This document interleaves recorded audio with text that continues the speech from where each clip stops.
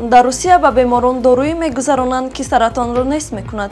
Олимон чанди пеш доруи наверо ихтироъ намуданд ки тамоми намудҳои касалии саратонро табобат карда метавонад. Ин доруи нодир ки ваксинаи MPHK ном дорад, охири моҳи сентябр ё аввалҳои октябр дар Русия ба гурӯҳи аввали гирифторони бемории саратон гузаронида мешавад.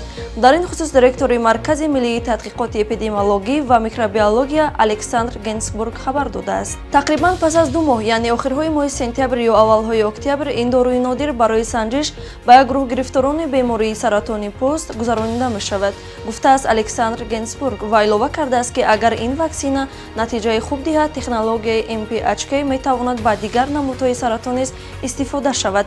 Дар навбати аввал доруи нодир барои табобати намудҳои хатарноки саратон, аз ҷумла саратони пӯст ва саратони шуш истифода бурда мешавад. Пардифен ҳаб ҳангоми дарди сар, дарди буғум ва дарди дандонҳо тавсия дода мешавад. Пардифен аз ширкати Vega Farm. Пардифен ҳабро аз дорухона пурсон шавед. Ба шабакаҳои иҷтимоии оилатиҷӣ обуна шавед.